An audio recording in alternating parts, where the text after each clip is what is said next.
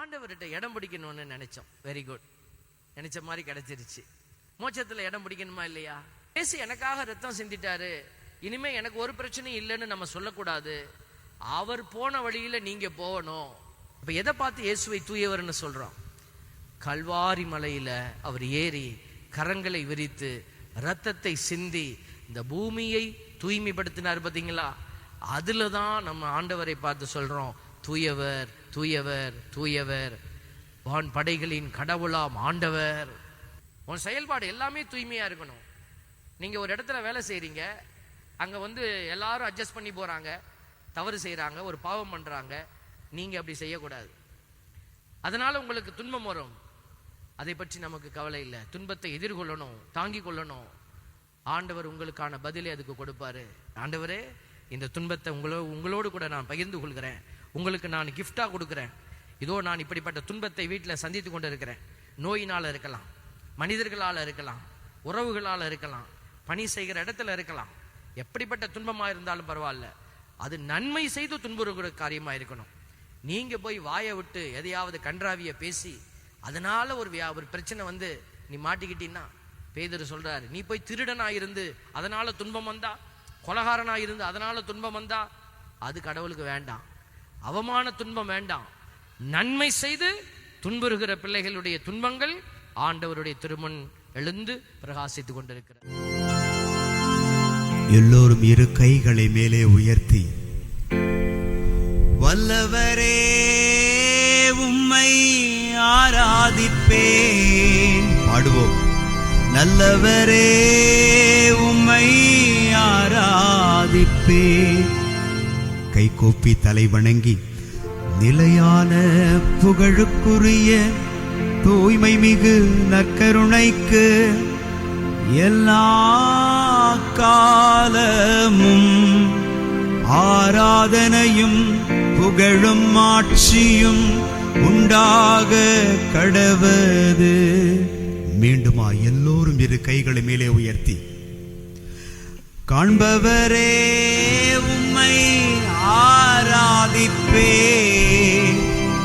என்னை காப்பவரே உம்மை ஆராதிப்பேன்.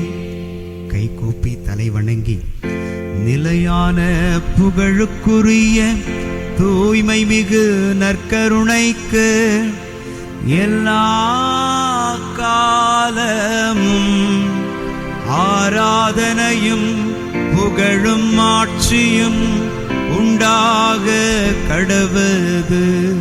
மீண்டுமாக எல்லோரும் இரு கைகளை மேலே உயர்த்தி, பரிசுத்த உள்ளத்தோடு உம்மை ஆராதிப்பேன், பணிந்து குனிந்து ஆராதிப்பேன்.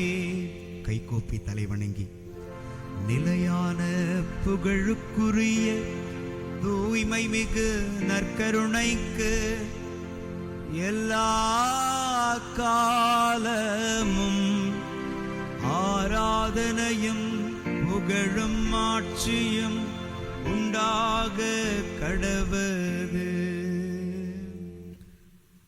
நற்கருணை நாதர் எல்லா அதிகாரமும் கொண்டவராயிருந்தும் நமக்காக துன்பத்தின் அடையாளமாக நம் மத்தியிலே வீற்றிருக்கிறார்.